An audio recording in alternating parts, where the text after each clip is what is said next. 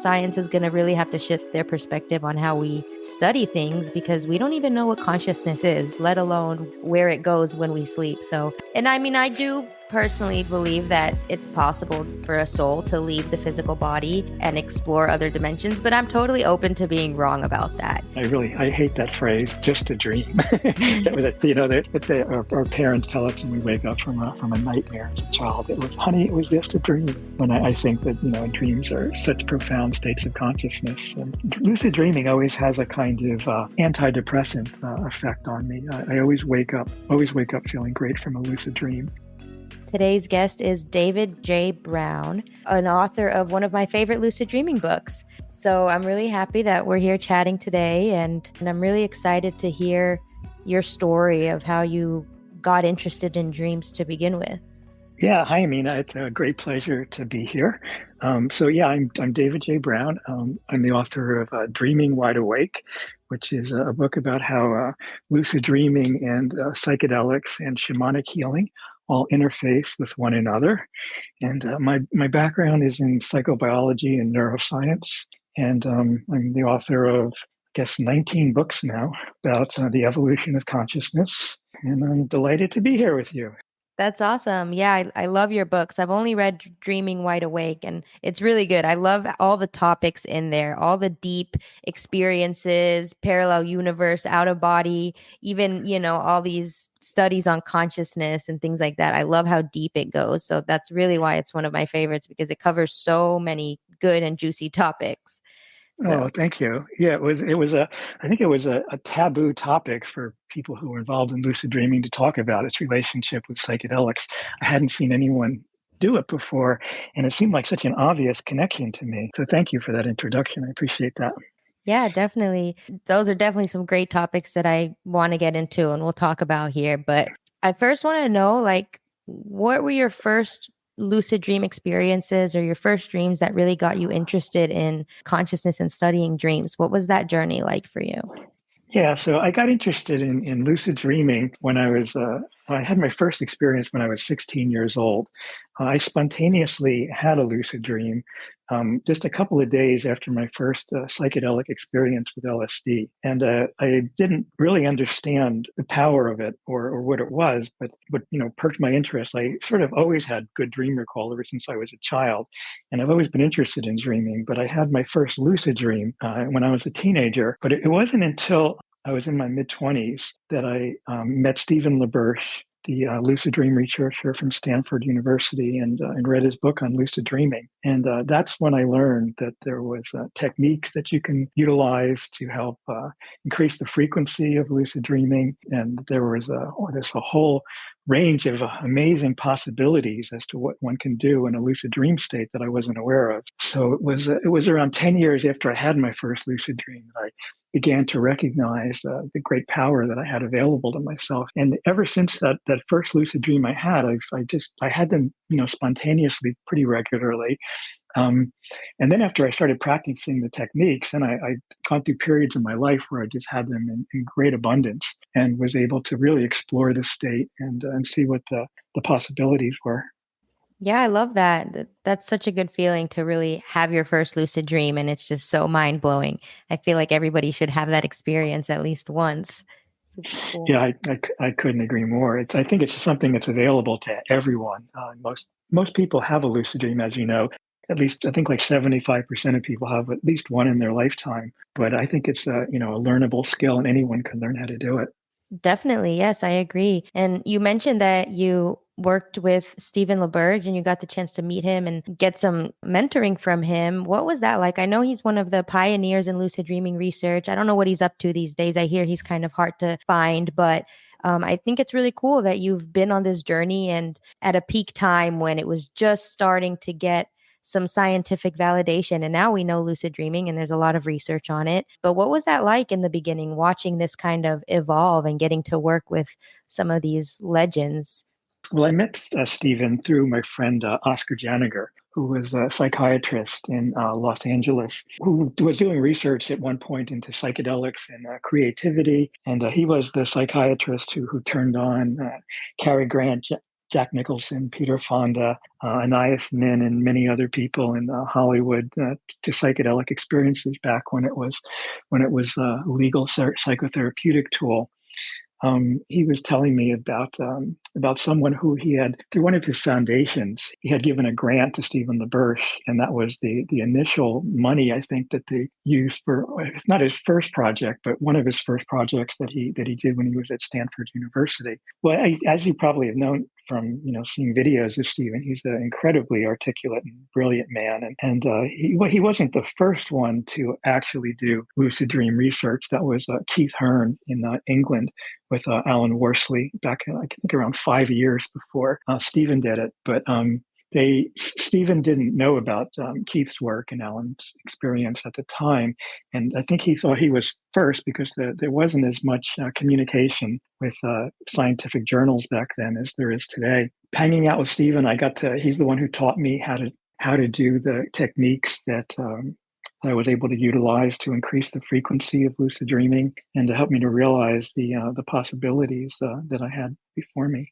Did you want me to ask a question about other people? I mean, I've worked with Stanley Krippner, is another dream researcher who I've had a lot of experience with. I interviewed both Stephen and Stanley for my book. Stephen is in my book Mavericks of the Mind, which is the first collection of interviews that I did, and Stanley is in my book The Frontiers of Psychedelic Consciousness.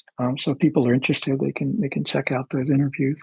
That's awesome. Yeah, I mean, these people are very inspiring, and I mean, you have been writing and working and, thinking alongside them. So, you're just as legendary. I hope you know that. Oh, well, thank you. I appreciate your kind words. Yeah. And what kind of techniques did you use at the time? And are those still techniques that you use today, or like how has your practice evolved? Yeah, well, the technique that I learned from Stephen, that's really the most powerful technique I know. But using techniques together in conjunction seems to work the best, which I'll explain in a minute. But what I learned from Stephen was to begin questioning, to get into the habit of questioning whether I was in a dream all the time.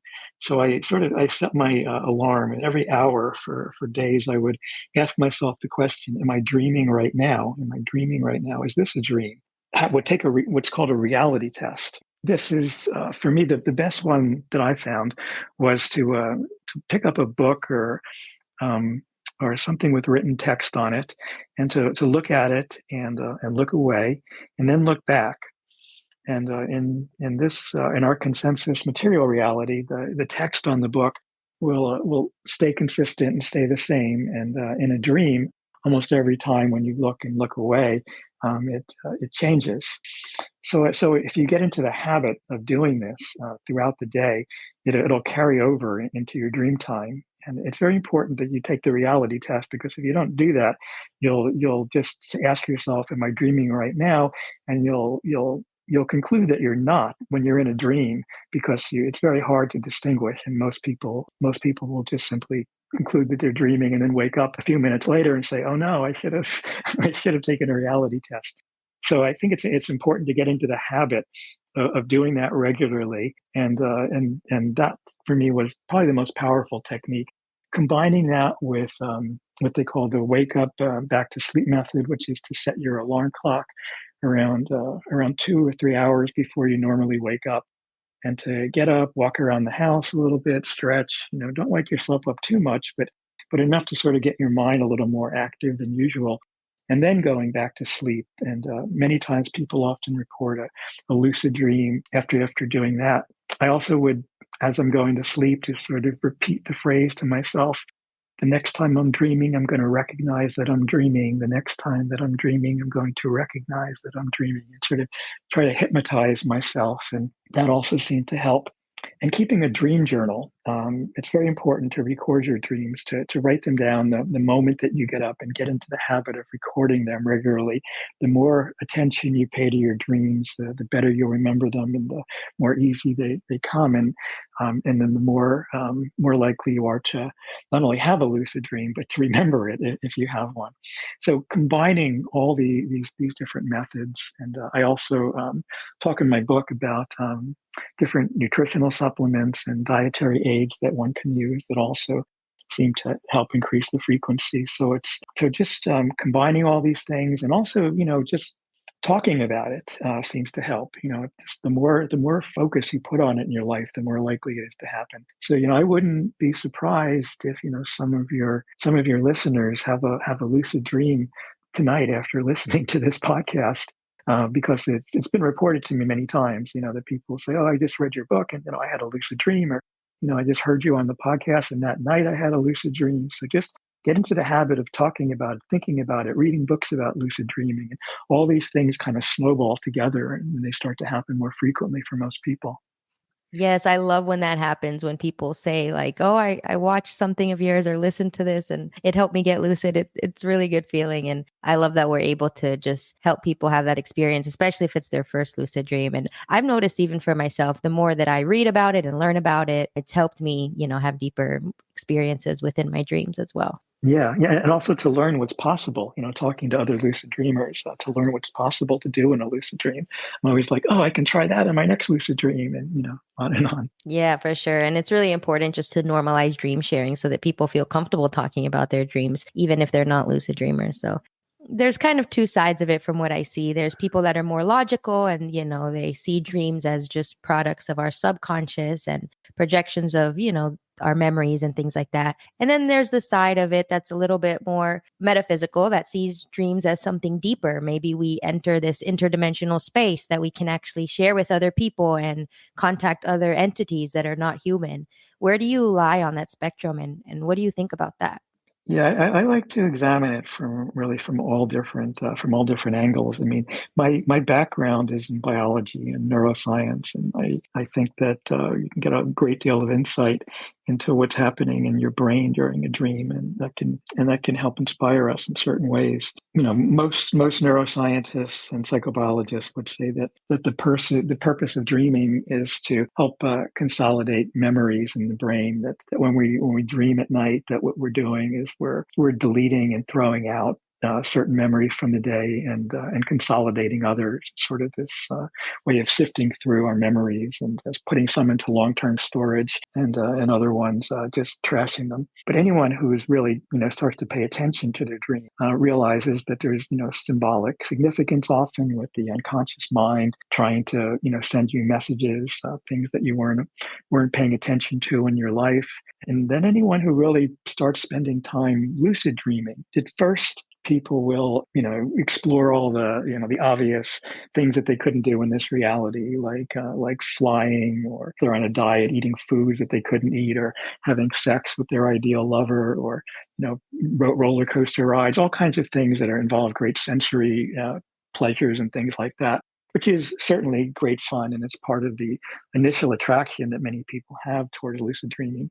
I mean, almost everybody loves flying, but the more you do it, the more you start paying attention to the subtle things that are going on. You start really exploring what it's like to communicate with the other dream characters, and realizing that they have complex personalities, and the incredible mystery that's involved in whether they have some kind of independent existence or not. The philosophical implications just start to become staggering the more time you spend in a lucid dream and exploring what these characters think. And then even when you go deeper into the process, you can start to communicate with characters that have great wisdom, to share, and know more about you than you seem to know about yourself. And you can keep leveling it up till you begin to actually communicate with the intelligence behind the dream itself, some kind of dreaming mind that's behind your conscious mind that orchestrates what happens in a dream.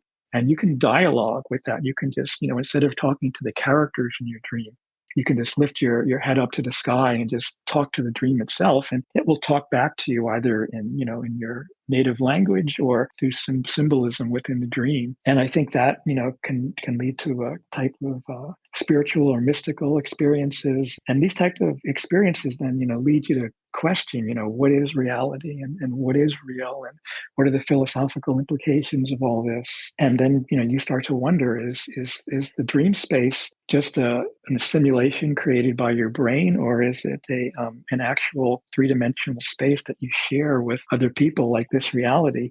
when you get into the idea of shared dreaming, dreams that you can share with other people, then you start to really wonder if there's a separate reality to this. And I don't have any firm beliefs about what it is, but I certainly love to speculate and be open to all the different possibilities that there are with these incredibly fascinating adventures into our unconscious minds.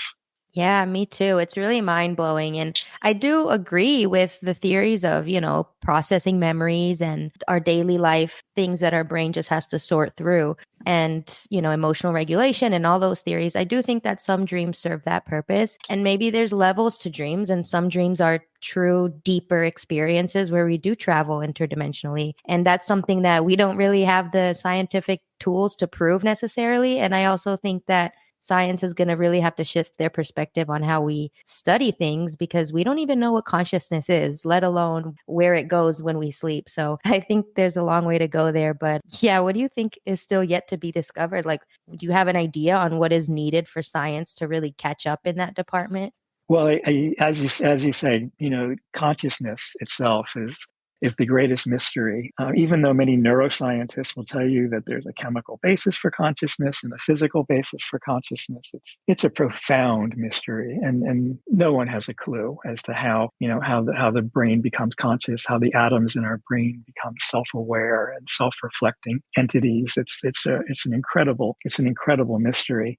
As to where our future research lies with this, I'm incredibly intrigued by the research they did at the Max Planck Institute, where they were able to, with what's called transcranial brain stimulation, which is a type of non-invasive it's a band you wear around your head. And when people are dreaming, and they use this transcranial brain stimulation to activate or to stimulate their prefrontal cortex, an area in the brain that's usually dormant when people are dreaming, but is known to be active when people are having lucid dreams. When it's activated by transcranial brain stimulation, something like 88% of people then report lucid dreams, which is a way of turning lucid dreaming on by command. So last I heard, there was a Kickstarter program that someone was trying to mass produce and miniaturize this technology, and I think that when it becomes available, that we'll be able to explore the possibility of people having shared lucid dreams, and I think then that will add greater credence to the possibility, or to the possible reality, that these spaces are three-dimensional environments that could be shared with other people. So I think that's really where the future of this lies. I'm also very intrigued by the research that's been going on lately with a psychedelic drug called dimethyltryptamine, or DMT, where they're putting people into extended states with this. And one of the things that they're trying to do, or they're planning to do in the future, is to put people into these states simultaneously to see if they also have a shared experience in these other realities. So I think that the future of this research really is going to be blown wide open when people are able to share these experiences together and explore the mysterious and fascinating terrain inside our dreams, and these altered states of consciousness. Wow, that's exciting. Yeah, I definitely agree that technology is going to be a big part of, the future of studying consciousness, especially with dreams. A lot of scientists right now, the big thing is reliably inducing lucid dreams. That's kind of the first step before we can focus on, the shared dreaming and stuff, although that's my research interest as well. And you mentioned DMT. I do want to talk about that a little bit. And I know that it's a big topic on one of your latest books, so I'll let you share that as well. But what has been your experience and thoughts on it? I'll just preface this by saying, and correct me if I'm wrong, that DMT it's a compound that is also naturally found in the body, particularly in the lungs and spinal fluid. And we don't exactly know what it does in the body, but it gives people, when taken as a psychedelic, these intricate interdimensional experiences. And a lot of interesting things can happen. What is the relation to DMT and dreaming, in your opinion? Well, Rick Strassman, who is one of the primary DMT researchers in the world, has speculated that DMT is naturally produced in the brain when we're dreaming, and then it may be responsible for our dreams. That's just speculation at this point, but DMT is profoundly interesting. Dimethyltryptamine, as it's known chemically, is found throughout nature.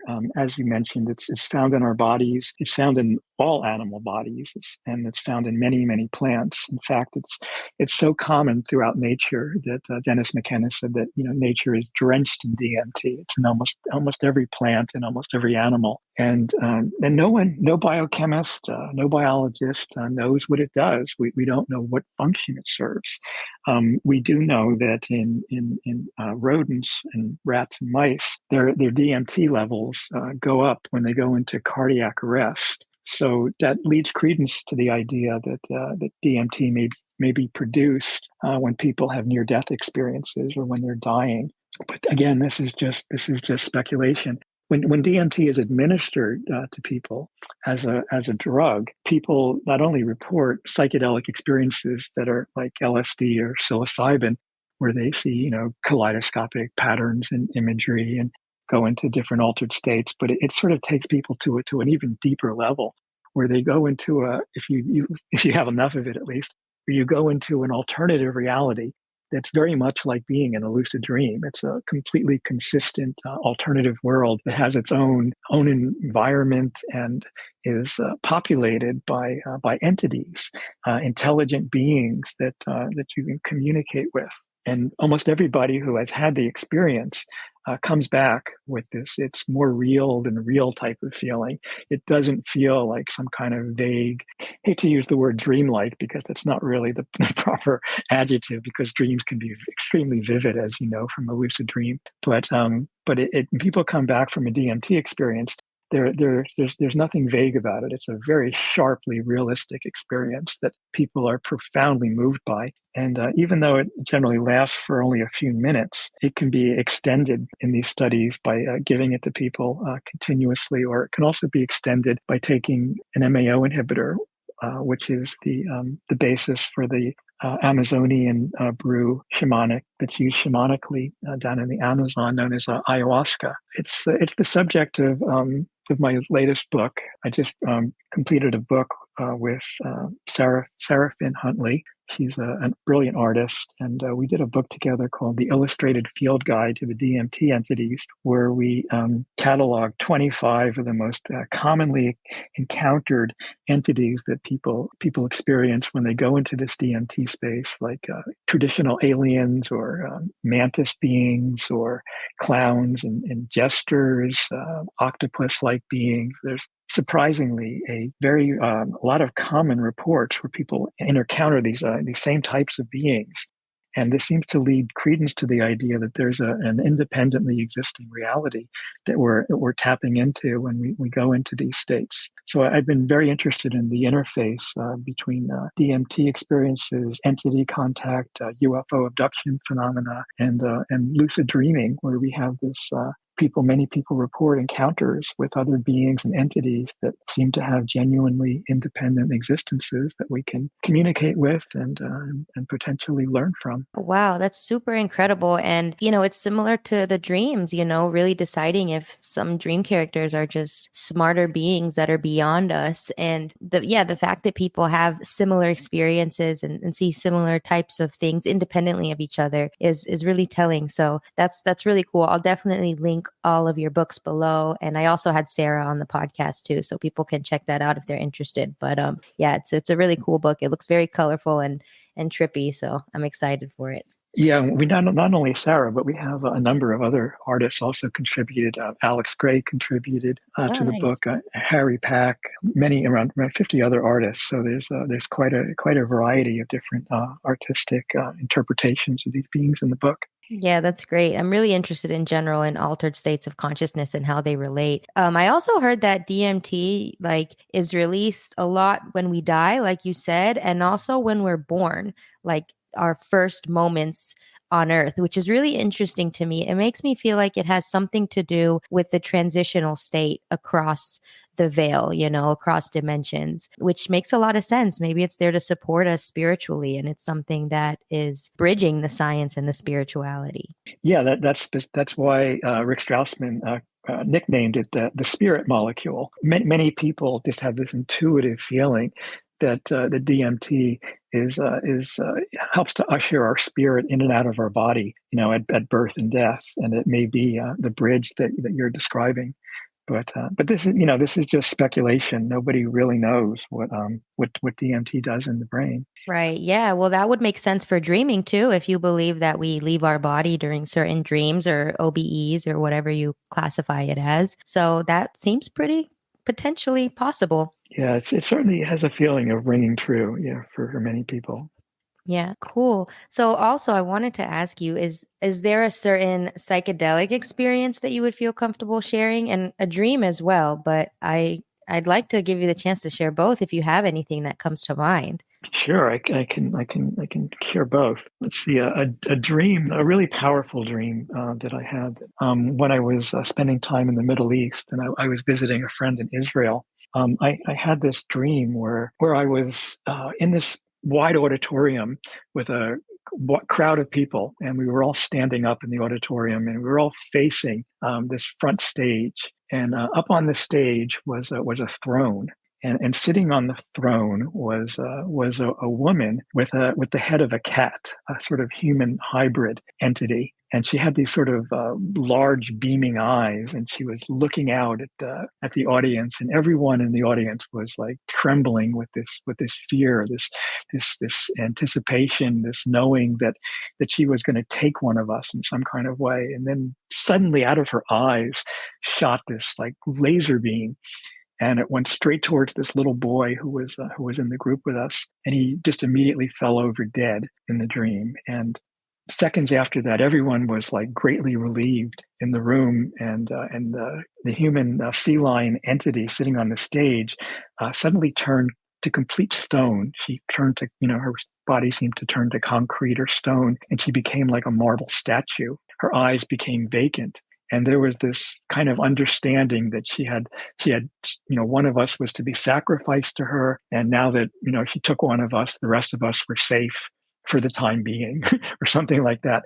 And I woke up from this dream in this kind of cold sweat. It was just with my heart racing, and it was very, very intense. A couple of weeks later, I was visiting Rupert Sheldrake, the British biologist who I was working with at the time on a number of research projects. And Rupert and I were walking around the Hampstead Heath, which is an area in London. It's with a lot of, it's like a little forest in the middle of London. And we're walking around, and I was recounting my dream to Rupert, and he goes, that's remarkable that you had that dream. I just got this book the other day by a woman named Barbara Ehrenreich, who wrote a book called Blood Rights. And in the book, he describes how in our evolutionary past, there was a period where where we were the prey, where humans were the prey of wildcats, and we had to kind of always live in fear that the wildcats would take one of us, but also the wildcats would kill and capture other animals that they would eat and only partially devour, and then leave the rest basically unattended, and that became a food source for us. So he saw this relationship that early humans had with wildcats as being kind of the archetypal basis for the foundation for our religions, where we developed the idea of sacrifice to a higher being that could being that could take our life and also give us life at the same time. And I thought it was remarkable that I had this dream in Israel, which is where all the three major Western religions began. So that was kind of a remarkable synchronicity. And then a few months later, I was looking through a book on Egyptian mythology, and encountered the goddess Bastet, who is a deity with a female body and the head of a cat. And there was a picture of her sitting on a throne, and it looked exactly like the deity in my dream, and that struck another chord. And then several years later, I went to visit Jeff and Abigail McBride, in their home in Las Vegas. And in their backyard, they had this larger than life statue of Basset that looked identical from my dream. So that one dream sort of set up all these strange reverberations throughout my life that gave me very deep insight into the nature of religion. And I've wondered about that dream. It didn't feel like like a personal communication about my unconscious. It seemed like I was tapping into something transpersonal, like it was something from the collective unconscious there, and that I was tapping into something archetypal or something that was much bigger than myself. So that's a dream that I experienced that had a profound influence on me. A psychedelic experience that I can share was my very first experience with DMT, which was in 1983. Someone scraped together the orange and brown powder that they had on their in their kitchen drawer, and because they knew how badly I wanted to try the DMT, and they had some, and they put it in this large bong and used this like incredible flamethrower to vaporize it. It seemed like this very intense process. And he instructed me to take these three large hits of it. So I laid back on the couch and began to do this. It tastes like disgusting burning plastic, and it's not easy to hold this stuff in your lungs. But I inhaled it deeply, and as I was inhaling it, within about 5 or 10 seconds, I began to feel it, and it felt like like an LSD experience that I had, and started to see geometric patterns. And this was just within 10 seconds. Within 20 to 30 seconds, it escalated to becoming far more intense than anything I ever experienced on LSD or mushrooms. And then I blew it out and took a second hit of it. And at this point, I really started, almost leaving my body, and everything, my connection to this reality started to become rather unstable. And then somehow I managed to take in a third hit. And it was at some point when I was holding in that third hit that I just felt my consciousness pop into this other world where I was suddenly able to see in 360 degrees around me. And I was in this space that was highly technological. There was all kinds of strange medical contraptions and technologies, and that I just couldn't seem to grasp, tubes and wires and strange things. And there were these elf-like beings that were diving into some kind of machine, and they were coming out the other end. And I was watching them, and they seemed to be having experiencing great pleasure doing this. And as I'm watching these beings do this, suddenly a large mantis-like creature notices me and comes over to me, and immediately starts hooking up some kind of apparatus to my head or to my brain in this other reality, and starts experimenting on me and testing me in some way. And what I was experiencing was something like filters that were being switched over my eyes. And it was like asking me, is it like this, like this, like this, like this?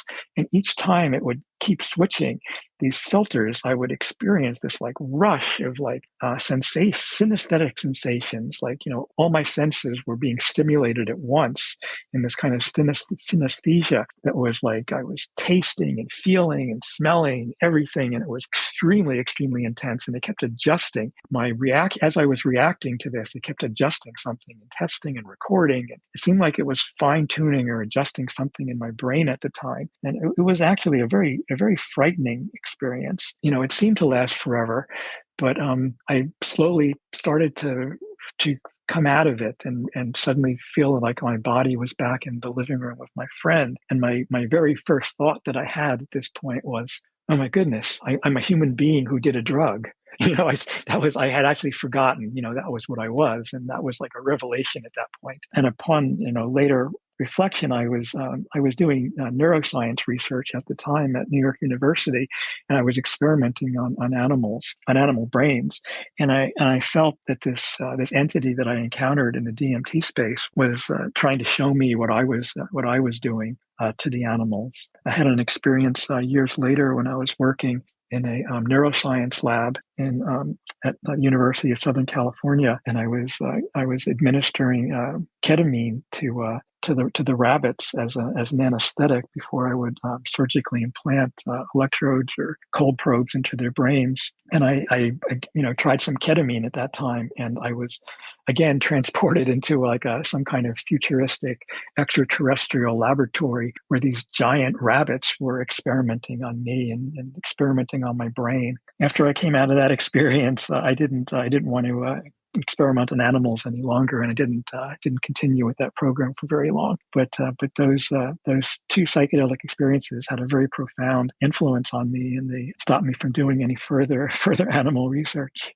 Yeah, wow, that's super, super fascinating and deep, honestly. And it's like, okay, one could argue that those are just hallucinations from the psychedelic, but the way I'm thinking, like, let's say that, you can really enter this other dimension and meet these other beings or aliens or whatever you call them. And a lot of people have interesting, weird dreams experiences of being, experimented on by aliens. I've had actually a psychedelic experiment similar to that as well. Experience, I mean, and for one, what are they experimenting on? What are they trying to figure out? They're obviously more advanced than we are. And if they're not confined to time and space, like maybe that being like knew you were coming that day from your friend's couch. He knew you were going to take the drug and come visit and whatever. And it seems like it's all connected from that moment to, when they were helping you with the rabbit experiments. So yeah, it's really interesting if we kind of run experiments on beings that are, less advanced than we are, like animals, mice, and rabbits, then it would make sense that some higher dimensional beings might want to know about us. I don't know. Yeah, it's very commonly reported with people who have experienced what they call the alien abduction phenomena, where they feel like they're taken out of their beds at night, brought up in a beam of light into a spacecraft, and paralyzed and put onto an operating table where gray aliens stand around them and perform different types of experiments. There's a huge huge amount of correlation between the alien abduction phenomena and the entity contact experience that people have with DMT, and that's one of the things that I explore at length in my new book. So do you think like with alien abductions, like are they actually abducting our physical bodies, or was it like an out of body type experience? Like, do you even think like can somebody leave a body? A lot of people don't even think that's possible. So That's a really interesting question, and there's a lot of controversy around that. I spoke to John Mack, the Harvard psychiatric researcher who wrote the book Abduction, and was the first academic to really take seriously people's reports of alien abduction. And I asked him about that. I asked him about Terence McKenna's reports and how similar Terence McKenna had. He's one of the people who popularized the idea of entity contact with what he called the self-transforming machine elves. And I asked John whether he thought there was any correlation between these types of experience. And he said to me that he thought that there may be two types of experiences where some people are taken out of their bodies, and they have some type of astral body that's being experimented on. But there's also quite a number of reports where people report and have seen on get radar confirmation that there were UFOs in the area where people have had alien abductions.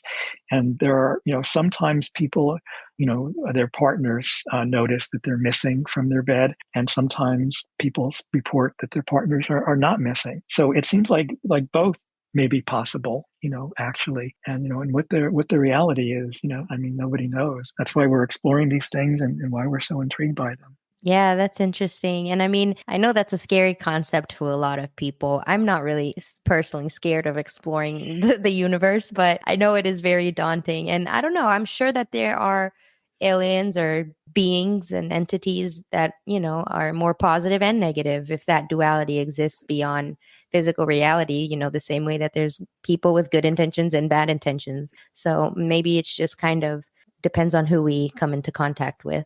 Yeah, exactly. I think that you should be very wary of what the entities tell you, and take it all with a grain of salt. Like with people you meet in this reality, I mean, trust builds up over time, and over experience. So it's a good idea to be a little bit suspicious of them initially, but you can build trust up with these entities over time and over repeated experience. I just wanted to say something about the level of fear that people experience with this, because I've always said if I was brought along, aboard an alien spacecraft, I would be like so excited. I would be like, wow, this is just, asking them, what is this? What does this do? And, wow, and looking all around and everything. But, I have interviewed a lot of people who have had these type of experiences. And the reason why they're so frightening to people is because they're usually paralyzed, and they're usually completely taken against their will. And they seem to have no control over what's going on. So I think that's where a lot of the fear comes in with these experiences, is that people don't seem to have the ability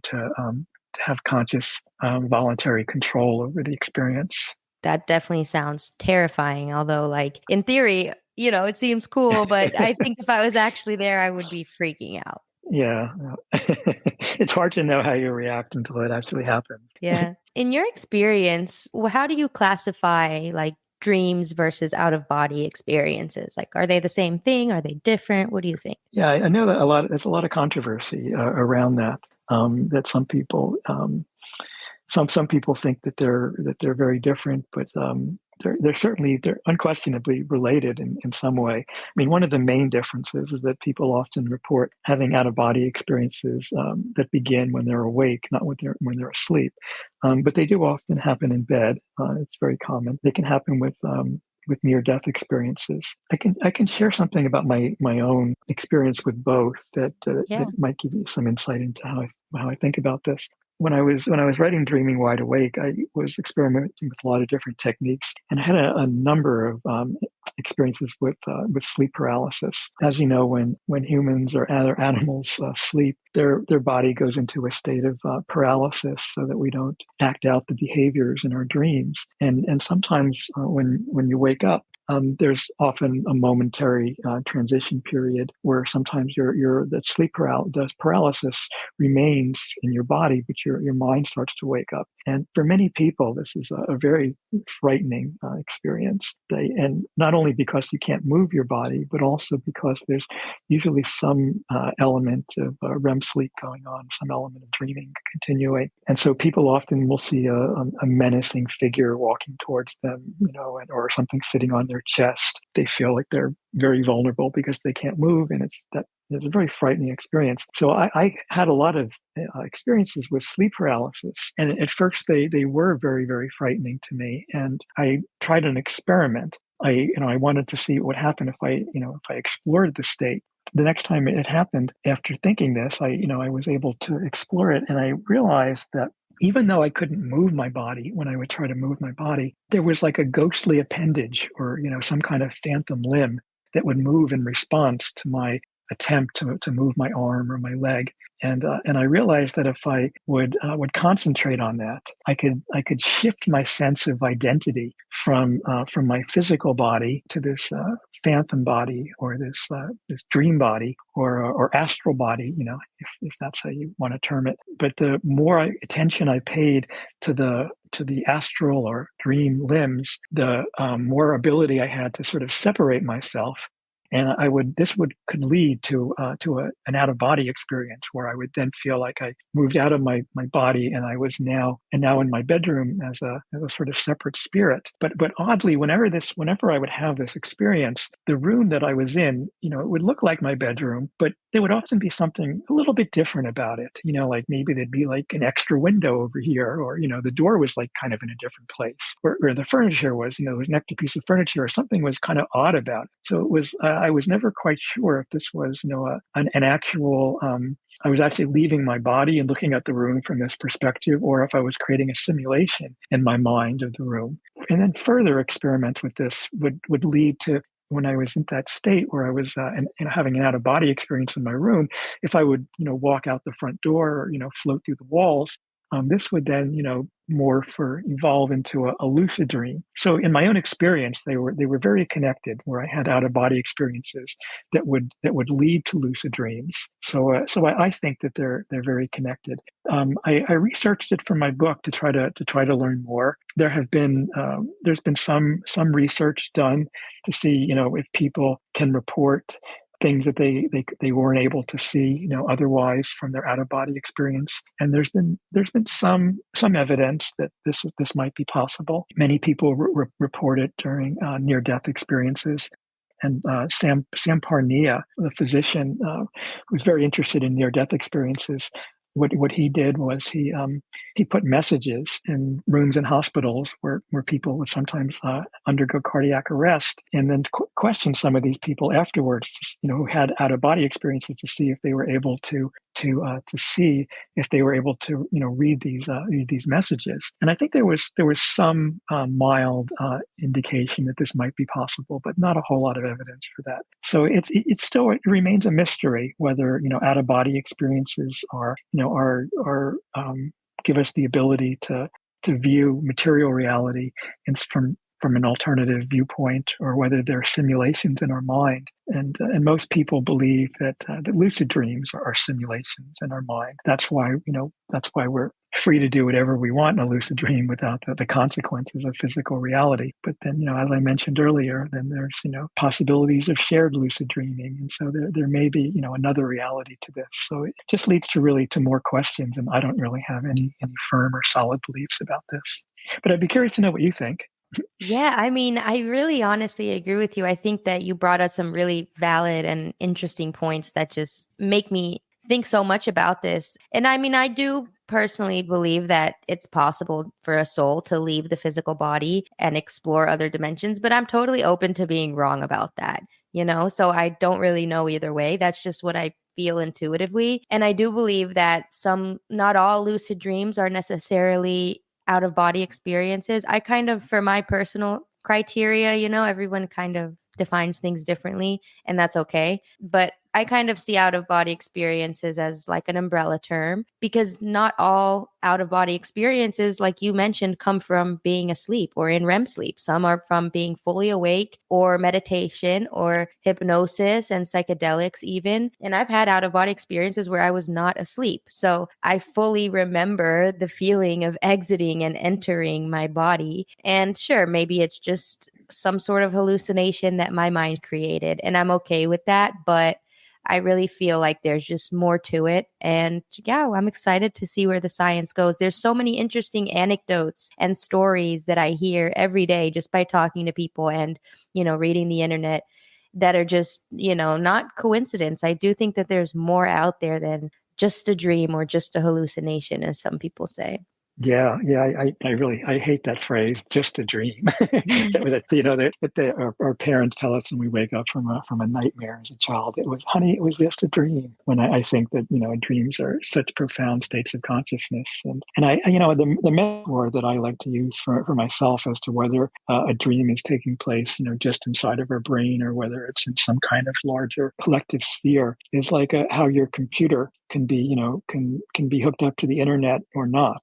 If it's not hooked up to the internet, it's just dealing with its own, the memory system inside the computer. But if it's hooked up to the internet, then it's in communication with all the other computers. So I think that it may be a similar situation with our brains, that sometimes in some dreams we're just sort of staying localized inside of our brain, and other times we connect to a larger collective space where we can hook up with other dreamers and possibly other entities in other dimensions.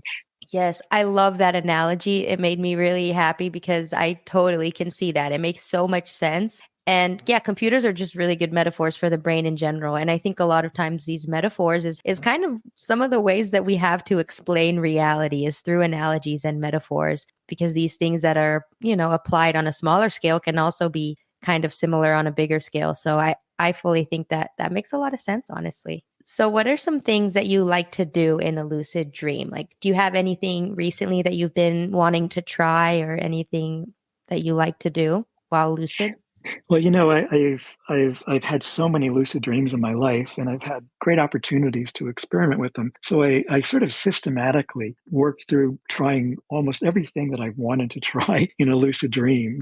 As I mentioned, the first things are the sensory things, the flying insects and all that kind of stuff, and then interactions with the dream characters, and then interactions with the intelligence behind the dream itself. Those different types of states. But in my latest lucid dreams, in the past couple of months, what I've been doing that I hadn't really been doing before is I find myself teaching other characters in the dream how to lucid dream. I find myself telling the other characters, this is a dream right now. We're having a dream. Of course, they immediately disagree with you, but I've been showing them, the reality test that I mentioned earlier. I'll say, here, take a look at the title on this book, and look at it and look away, and tell me what you see. And I notice that my dream characters are astonished to discover that the title on the book changes, and they often agree with me, like, "Wow, you're right. We're in a dream right now."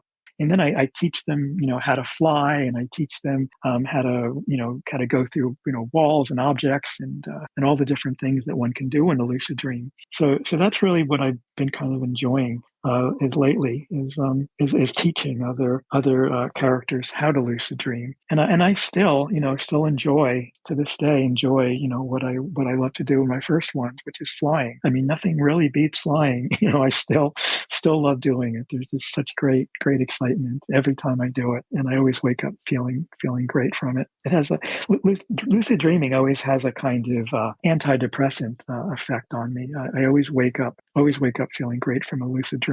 And my friend and colleague Lana Sackwild wrote a scientific paper specifically about that. She did a study where she looked at lucid dreamers and how they felt when they woke up, and the antidepressant effect that it had. And I'm sure you're also aware that it has many people report healing abilities when people try to heal themselves in a lucid dream. Oftentimes, that'll carry over into their physical state. Yes, definitely. All those things are amazing.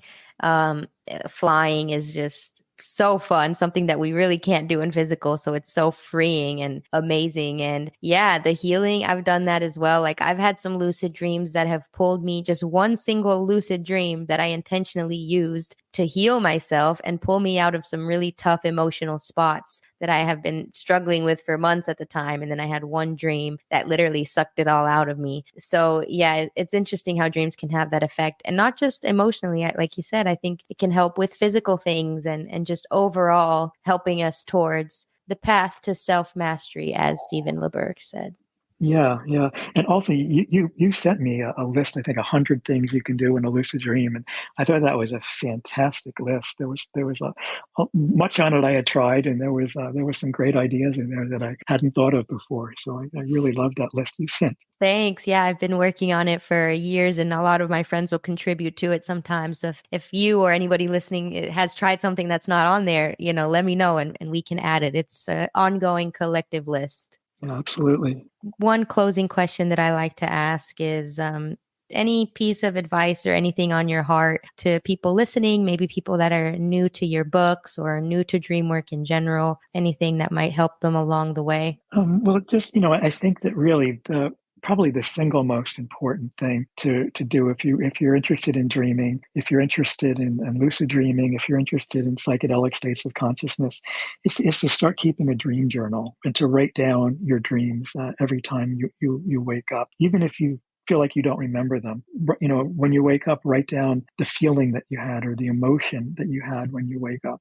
And the more you do this, the more you'll start to be able to bring back, sometimes you'll just remember, one little tiny snippet of the dream. But then after you write it down, you'll suddenly realize it's attached to something else, and they start to come back. So I think keeping a journal of your dream experiences is absolutely essential if you want to explore the space. If you have psychedelic experiences, I think also writing them down and recording them as well, and looking for correlations between what your unconscious mind might be trying to communicate to you through your psychedelic experiences, or through your dreams, or through whatever type of altered states you're exploring. Because I think that your unconscious is constantly trying to communicate with you and send you messages, and most people don't pay attention. So I think that by paying attention and recording these things, we can gain a great deal of insight into our own minds, into our relationships with other people, and the vast possibilities that we have available to us,